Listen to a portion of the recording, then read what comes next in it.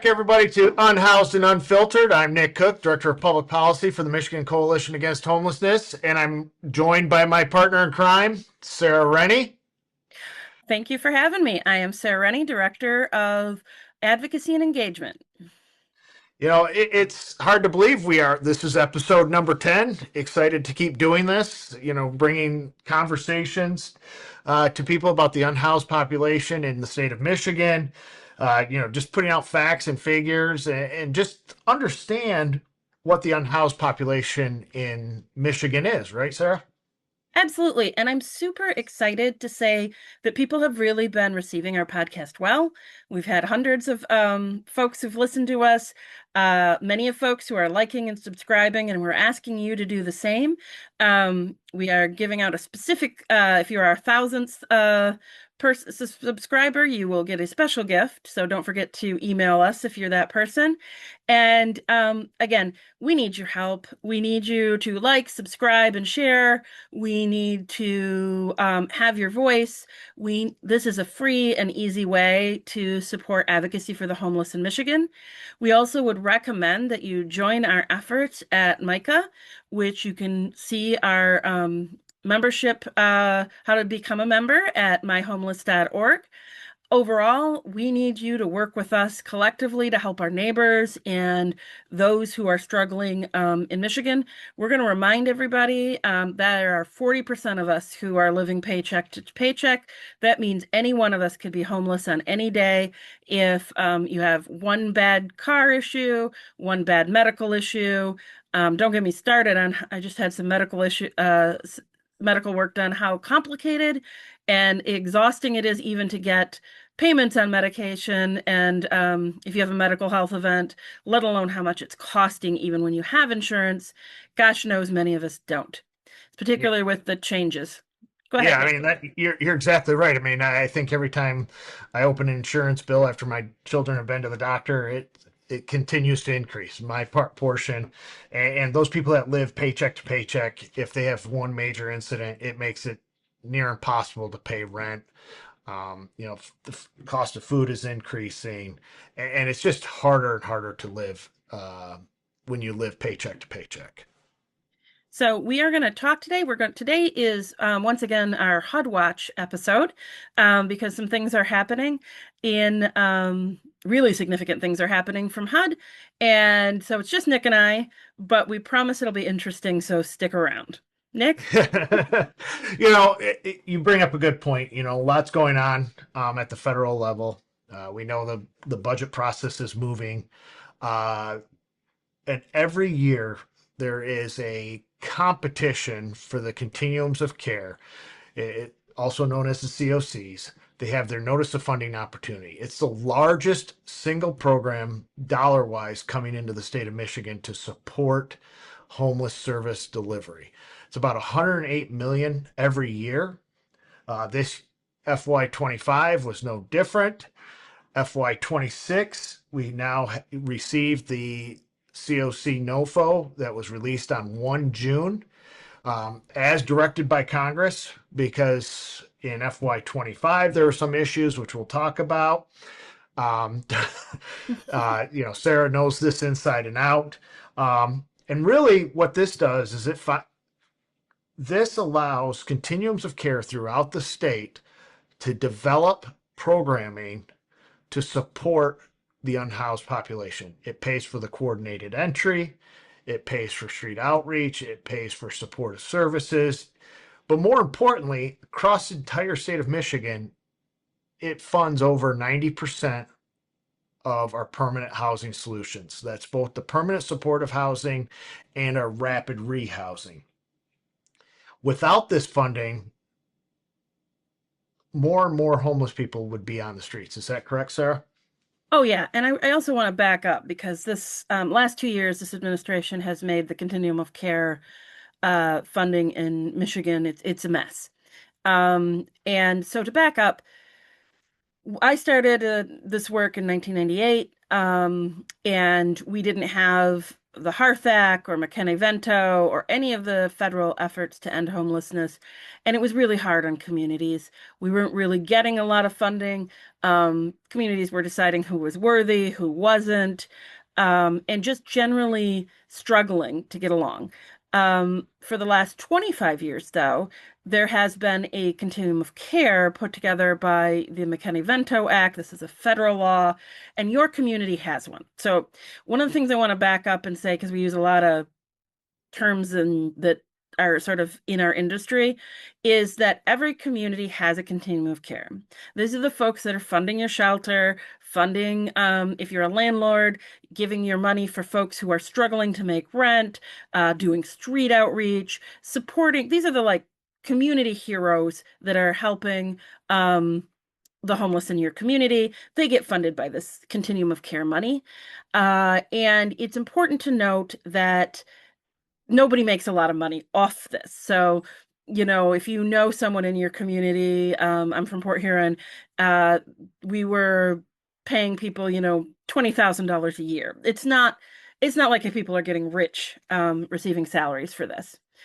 And the last 2 years, the federal administration has tried to cut and really break the backbone of all of these wonderful service providers in your community by changing how the money is going to give out and what the money can do. So they've trying to shift from housing first, which we've mentioned isn't just like we give somebody a house and then we wander away. Housing first is if you're cold, you're scared, and you're lonely and just cannot function, right? You need somewhere safe before you can begin working on your other issues. So we call it housing with supports. This administration would like us to move to what they consider is sort of treatment first, which is forcing people into treatment without stable housing or forcing them into incarceration, which we know doesn't work. Also, we don't have that kind of treatment set up. So Nick and I are going to talk extensively about why this shift is a big deal, but ultimately, this is $108 million coming into Michigan. We won't get it's essentially a cut by the way the administration is doing it. And you're just going to see more and more folks that are homeless because of this choice on the administration. Yeah, but Sarah, isn't it the prerogative of the executive branch to execute the laws as they see fit? So why are we, just because they changed their policy with the change in the administration, that doesn't surprise me. But No, why it is certainly this? doesn't. Why is this such a contentious issue? Why is there lawsuits? Yes, and fair disclosure, I'm involved and again, shout out to the Attorney General of Michigan, who's been a brave supporter of supporting the homeless. And I'm been part of that litigation. Sure, that you get to change policies. Like people like to say elections have consequences. What you can't do is we have a separation of powers, right? So Congress says, here's your money, here's what you can use it for.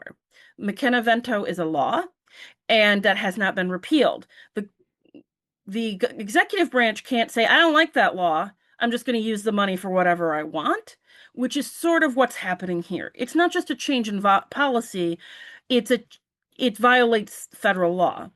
In addition, there are a lot of provisions. You also can't do things in the administration, no matter whether you're a congressman or a president. All of us are bound by the United States Constitution, and there's a variety of things that are arguably unconstitutional about this, not just the policies, but how the policies will affect folks Mhm. are going to have constitutional implications, including uh, states' rights. States have a right to make these decisions, a lot of these decisions. And there's a huge issue in some of these policies about stepping on the state's ability and a community's ability to do what they need to do for their communities. Okay, so that was the FY25 NOFO, right? Yeah. So there's the lawsuit. We know Congress said they have to, while that's ongoing, the FY25 NOFO had to be executed with the grants and the and keeping programs running while that lawsuit's ongoing. So now we're at the FY26. are we back to business? Did the administration go back to the old way of doing things? Did they follow the laws? Did they are they going back to where we were and what the lawsuit was about? Yeah, so it'll surprise no one with this administration that the answer is no.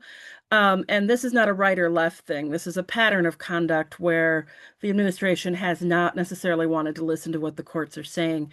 To give folks an example of what was unconstitutional, who are maybe not lawyers or maybe not living in the homeless, one of the things that the prior NOFO did was do things like ask people what their religions were, which we just don't do as Americans, right? Because it's just not allowed. So this particular NOFO, and so folks know what a NOFO is. It's an application to get the $108 million. And to fill out that application, you have to agree to certain things, write out things, and you have to do it according to what the government says. And this NOFO is written less poorly in the sense that it's more sophisticated, but it's no better. And it's my opinion, and this is the opinion of Sarah Rennie, not Micah, not anyone else I'm affiliated with, that there are significant separation of powers, state rights issues. It's basically same thing, different day, but dressed up fancier. And so they use nicer words, but the problems that were in last year's application request, no or NOFO, are exactly the same. Okay. So, I've seen stuff out of the National Alliance to End Homelessness on this NOFO saying that it's about 97,000 people will be sent back into homelessness that are permanently housed today. The state of Michigan, we're estimating between 3,500 and 5,000 that are permanently housed today being returned back to homelessness. And I read that NOFO, and like you said, it doesn't sound that bad in the beginning, but did I read far enough, or is the devil in the details? The devil's in the details. So what was last year's writing was the whole thing was just terrible. This is there's a Dorothy Parker quote that I like that's like, is it terrible or is it fancy terrible with raisins on it? This one's fancy terrible in the sense that it it sounds better than it is. So a lot of what happens is in the scoring. So folks should really understand that we think that this is going to be between 3,500 and 5,000 Michiganders made homeless. And look how upset I am. I said Michiganders. Um, Made homeless uh, directly from this. It'll also keep our programs from being able to take new folks. So that means anyone who needs services over the next year will also not be able to get the services they need. In addition, the scoring, and we're going to talk, I think, extensively, everything, when you go into a grant competition, you write your application and then people score it based on a rubric, just like anything else you've ever engaged in life, right? They give you a list of what you can get points for.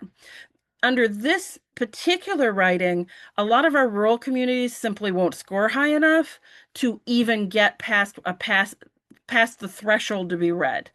So that means communities that aren't urban are going to be hugely disadvantaged, and there are homeless in those communities. They may not look like, folks living where I live near Detroit, but they're living on someone's back 40 or in the forest, and they just may not get assistance under this NOFO. Well, I mean, that's it's kind of concerning, because we Yeah, know we know this past year under the point in time count that came out a few days before the NOFO came out, that Michigan, being the bellwether of the federal economy, like we always are, homelessness increased 4.3% in 2025 in the state of Michigan. We are now concerned that in FY26, that it's going to increase even more. We're seeing anecdotally across the board increases across the state. I know, for example, in Ingham County here, the PIT count, the point in time count, went up 250 individuals this past year. yeah. And I really am concerned. So what really in this NOFO has changed with like, So I think it's important first to talk to about when you say the pick count. I just want to echo something you said. Not only has there been more folks, it's more folks with kids and it's more seniors yeah, and more youth. So we have even more vulnerable folks who are being made homeless. And what has changed in the NOFO is that it requires, and we're going to go through this, I think, fairly detailed, but for our rural communities, in order to score, you have to have sufficient treatment beds. And there's a significant issue for places. We have one really incredible program up in Newaygo County, and they just simply don't have treatment beds that they will score, get enough percent numbers that'll say, hey, we can put people, even if they want to shift to this model, right? We are going to put people in drug and mental health treatment. That community doesn't have any beds for either of those things. And so you have to have a certain amount of built-in resources to really score high enough to get this grant. yeah, and that is a concern. We've talked about it before. There is not enough treatment beds for substance use disorder or even mental health treatment beds in the state of Michigan. We know that historically there is a lack of those types of facilities. But really, what is going to get the most points coming forward onto this new NOFO? Where are Well, you? Where, if you wanted to, I guess it's if you were believed wholeheartedly in this direction, where could you get the most points? And then how does that impact the communities that are out there now already doing this work? So there's three things. One of them we've talked about is treatment beds, and I would really like to also, talk, the other is they've redefined the issue of what self-sufficiency is. So it can't be you're just on your feet and you're getting food stamps. That's not self-sufficient. You have to be employed. So I'm thinking about like our programs who serve Lake County, which has the highest unemployment in Michigan. Um, it's going to have a huge effect. You're not going to be able to show that your folks are going to be able to be employed or going to be able to get employed.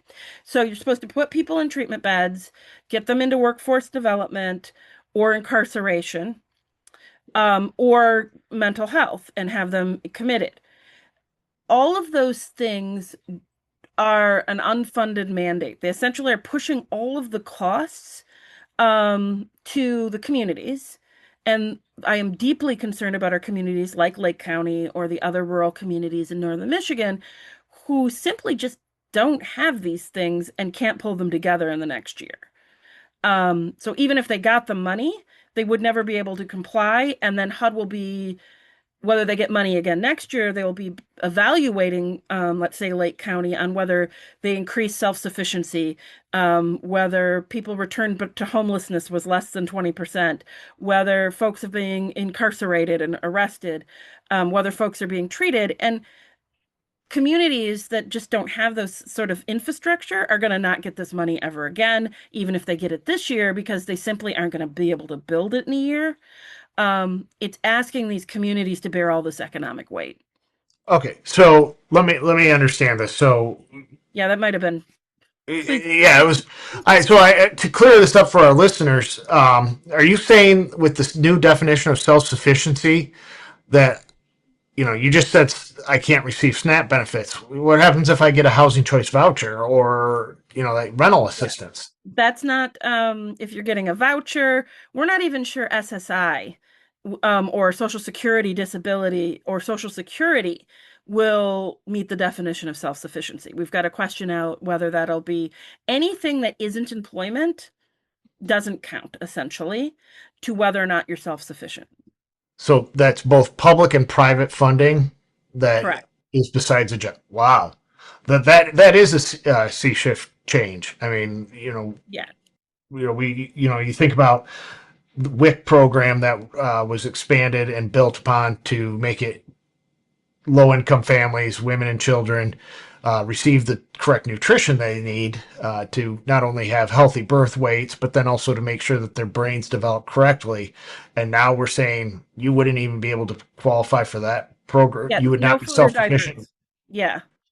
And Wow. we really want people on things like WIC because, um, as you said, there was a lot of research in the 70s and 80s that inadequate nutrition affects, your cognitive development as a baby. I mean, it seems to make sense. We want to feed babies, right? So, folks will have to decide if they, are going to be able to get this assistance or become self-sufficient or get milk and diapers. Okay, but we're going to be able to get everybody into housing, correct? We're going to be able to keep people in permanent housing, or. No, I mean that's the other thing. We're going to have they've shifted what there's a huge shift from permanent housing to sort of what they want congregate, which is essentially campuses of homeless folks and that are temporary. And so there's going to be huge shifts. About 30% of every continuum of care that is funding permanent supportive housing will end up not having 30% of those programs just won't get funding. That's where the immediate loss of for about 5,000 people or 3,500 to 5,000 people loss of housing is going to come from because they're going to be immediately sort of cut off those supports. But even if they're cut off those supports, they can enter into different types of programs, right? With HUD, or are we talking? No, that's what's sort of nonsensical. Sometimes you can move from shelter, transitional housing to what we call permanent housing supports, but you don't get to move back. Some folks might be able to, but a lot of folks will have to become homeless in order to requalify, Oh, which is a government nonsense that makes no sense to me. They should have at least figured out how to transition the people we have. so even though we're trying to target to reduce homelessness, if I understand you correctly, by definition, we're going to take people out of being permanently housed, move them into transitional housing, which HUD defines as homeless. So no matter what, our point in time counts are going to go up next year, regardless of what our communities do. Correct. And you skipped a step because you can't go from permanent supportive housing to transitional housing. You've got to go from permanent supportive housing to the street back into transitional housing because you can't, it's not allowable to just move folks. And so this is one of those government nonsense things, regardless of what side of the aisle on, that makes no sense in whoever put together the structural plan. And we know 50% of Michigan's homeless population is first time homelessness That's correct. every year. Where are those people going to go? So there's no capacity as our programs start to sort of move to this new project. They just won't be taking new folks. There's no way. So those new 50% just will not get services. And then, if I remember correctly, in the COC NOFO, you are actually going to be scored upon your first time homelessness rates for the COCs. That's correct. So you're not going to be able to really take people this year. And then next year, you're going to have a much higher level of first time homelessness, which will make you even less desirable under this grant. So it looks like we're just trying to break the backs of the continuum of care process or system. Either that or whoever wrote this is just not very good at what they do and doesn't understand how this works. Like it's either or. Either it's intentional or it's vastly incompetent understanding the pragmatic piece of how things move. Well, there's got to be, and then so I'm thinking about this. We talk about in the state of Michigan through the statewide HMIS system. We know permanent supportive housing, rapid rehousing is over 90% effective of keeping people housed. Now we're going to go to transitional housing, which we know costs more It does. It costs a lot more. and and is only 65% effective in keeping people housed. That's correct. And if I get this correct, you can actually, because the cost is higher, you actually can interact with less people. That's correct. There'll be less people that will be able to be served It's not a one-to-one. Even if we could move people from permanent supportive housing to transition without putting them on the street for, it would never be a one-to-one because it's more expensive for to handle transitional housing. I mean, I I mean, this is I'm trying to government understand nonsense. this. Yeah, I'm trying to understand. I'm trying to understand this, and try to see, um, what do we do about people that have disabilities? Well, so I mean, that's an important point. I'm glad you brought that up because the government is also trying to redefine. The other thing I think might be just unconstitutional or violate existing Supreme Court precedent is the government is trying to redefine disability as only folks with a physical disability or developmentally disabled. So folks with mental health disabilities and substance abuse disabilities are probably not going to be eligible for a lot of programs. And if you have those disabilities, you need to be in this permanent supportive housing, which is no longer going to be available. So ultimately, people with disabilities and seniors are going to suffer the most under this. yeah, and we know nationally our fastest growing population is senior citizens. I mean, talk to the COC or talk to a couple of service providers in the UP the other day, and they said 27% of their clients are over the age of 65. I That's mean, correct. that's I mean, that's telling right there. I mean, we're supposed to be taking care of our most vulnerable, yet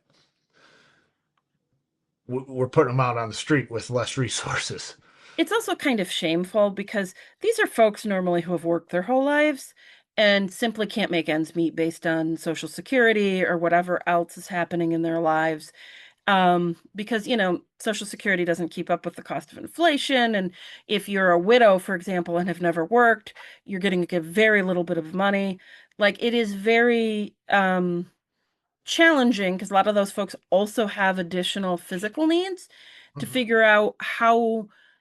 I mean, be nice to your service workers, particularly up in the UP and in the rural communities, because they've got amazing heroic hearts because they're trying to do more with less because they don't want these folks to freeze to death and they're just, they're working 12, 16-hour days already.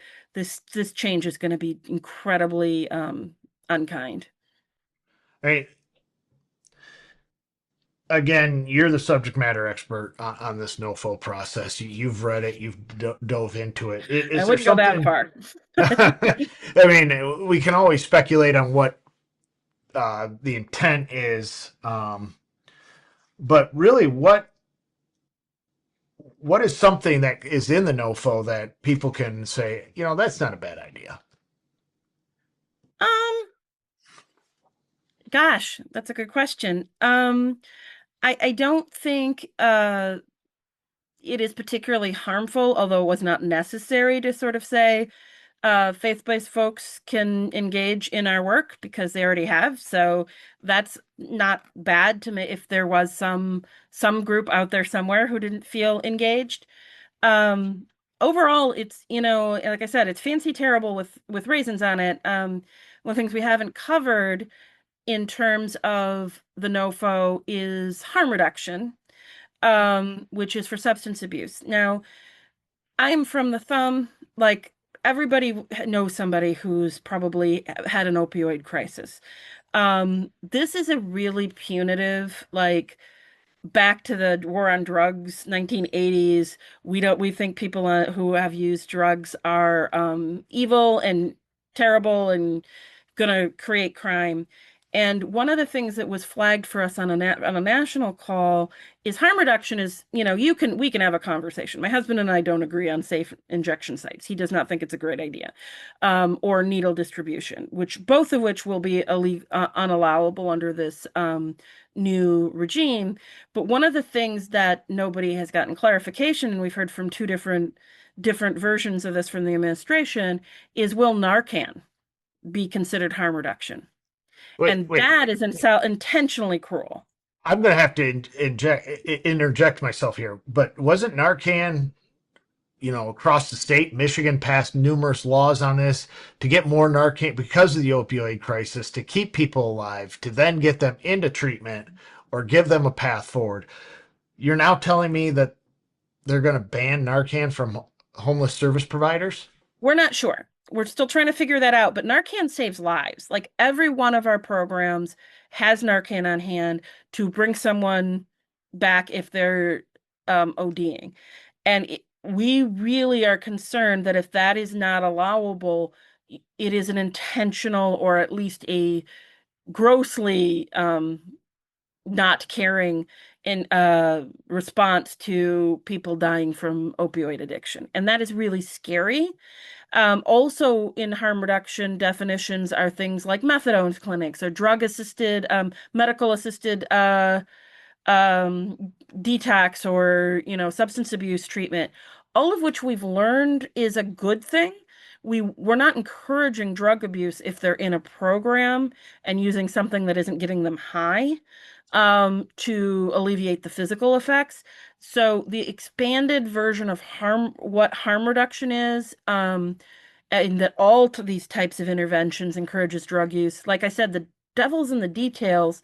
It does feel, and this is a feel statement, so it's not an analysis, as if this is intended to harm folks who have substance abuse issues. Because again, these interventions, like I said, we can all have a coffee and decide whether, safe injection sites or clean needle programs. Although, as someone who, lived and worked with the HIV crisis, the needle distribution was designed to be for public health, not to encourage drug use.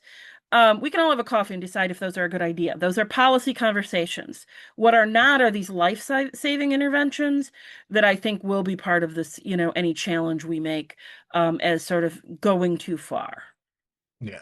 And, it's interesting you bring up health crisis because I've been on some national calls and public health departments that are vital to a lot of the COCs across the country because of the safe injection sites, the needle exchanges that they know reduce the reduce chances of HIV, hepatitis, you name the communicable disease. Um, they're thinking about pulling out of their COCs because they know the science behind this is it's successful. It keeps people healthy. Um, we would love to see everybody off of drugs and not have to be addicted, but we're not there yet. But when you start taking away tools that Well, keep and I would people from further harm, I think again goes back to that cruel and unusual. I also think I remind folks that one, so folks understand the Continuum of Care is a group of bodies. It's an elected board of folks who are involved in homelessness and supports. It's not just one person, and so you get usually your shelter, your health departments, hospitals, law enforcement, all usually come together on some of these in what's called a continuum of care. And for the health departments to pull out, I mean, that's really harmful because I will remind folks that public health is important and we don't want more communicable diseases to come through because of needle sharing. Like we know this from the HIV/AIDS crisis. I would also remind folks that, and I think most people in Michigan know this, that the opioid crisis was created by pharmaceutical companies, for lack of a better word. Lots of folks were given opioids when they became addicted because of a bad back and then turned to street drugs when they could no longer get prescriptions.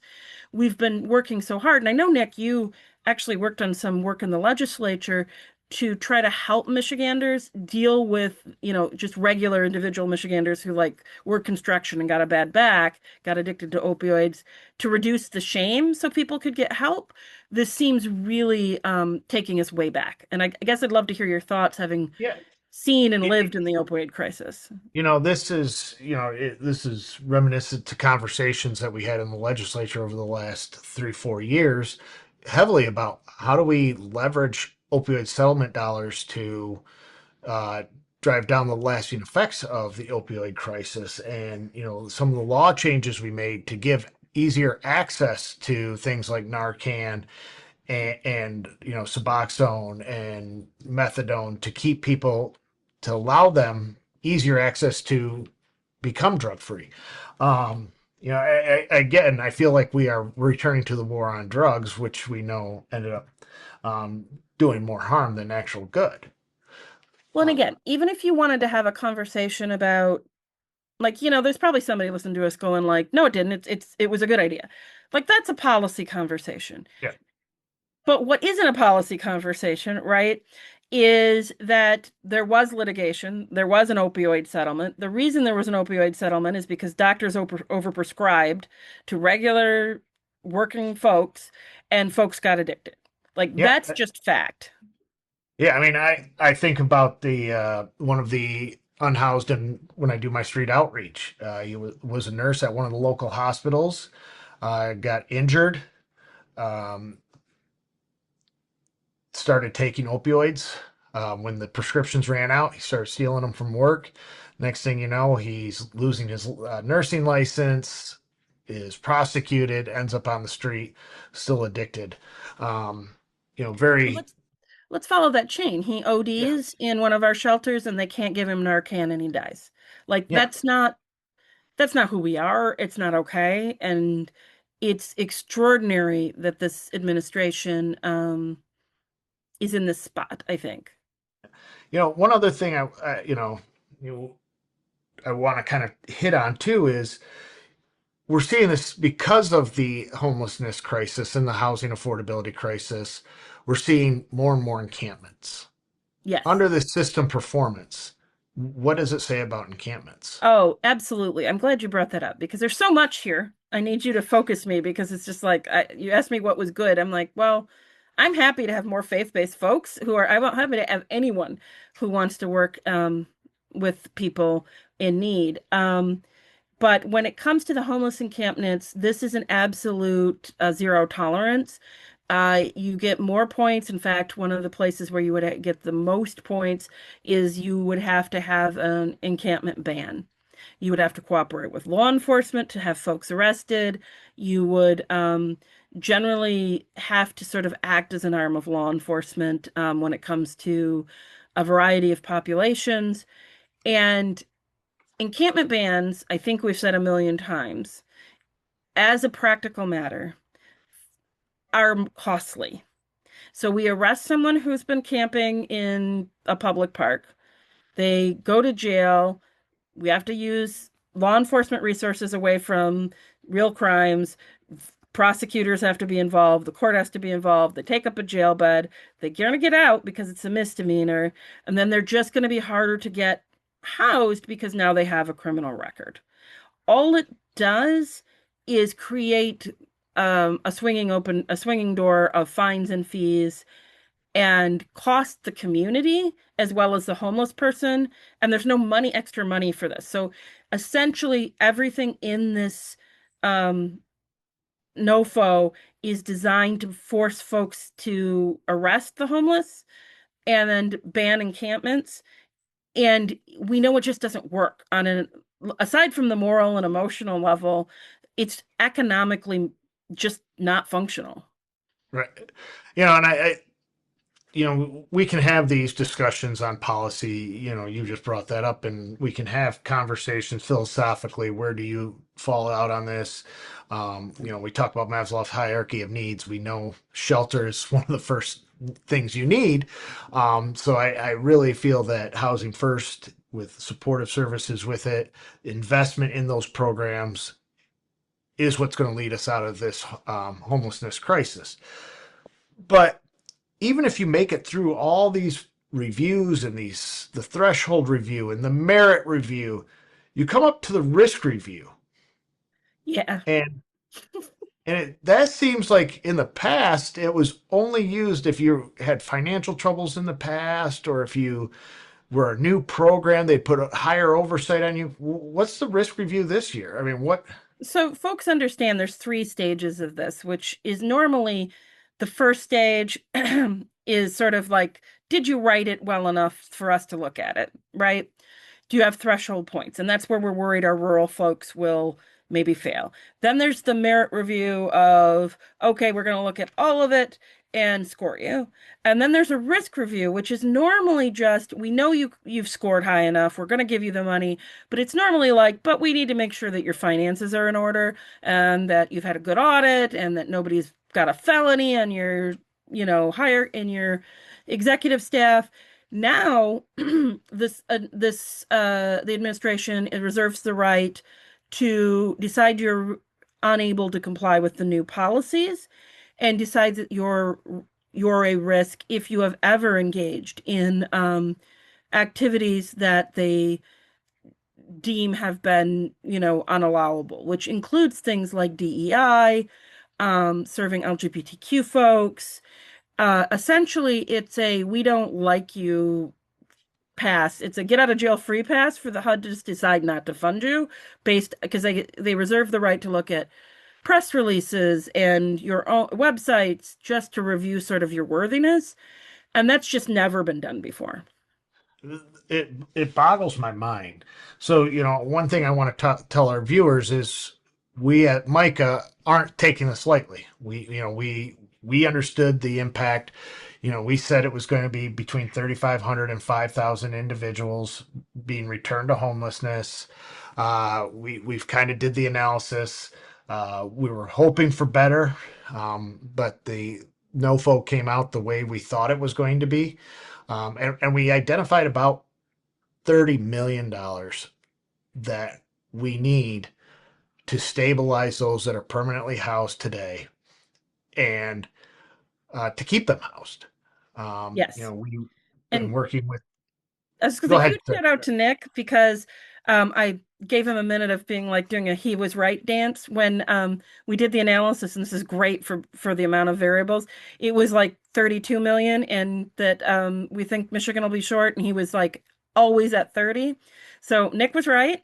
We were on top of this, and we need the 30 million from the state to at least make things less bad. And, and that the conversations really came out of our April Advocacy Day. All of our people that went there and advocated told their stories about how they run their services, really made an impact and really weighed in on the Senate, on the legislator, especially the senators. That included 30 million in the budget. Um, we would love to see that 30 million going forward. Obviously, the general fund dollars is the most flexible. We've talked about opioid settlement fund. People have suggested CDBG. Some people have suggested housing community development fund. Really, it's a blend of that 30 million to identify those individuals that are permanently housed today that are in the fear of being returned to homelessness when this NOFO goes into effect next fiscal year. Well, and let me Um, jump in there because I know there's somebody out there doing the math going like, you need $30 million for 5,000 people. No, we need $30 million to continue our work, not make sure there's structures, make sure the shelter still exists, make sure that the relationships stay, and that we're able to support people. The 5,000 people is just the tip of the iceberg of the impact that we can quantify. We know that it's going to be significantly more. So please don't, you know, do some armchair calculation. The $30 million will keep it from being catastrophic. And I just want to also say, I know, and I know it, so to speak from Nick, we don't actually care about the source of the funds. We just want to make sure the funds are there for the people that need them.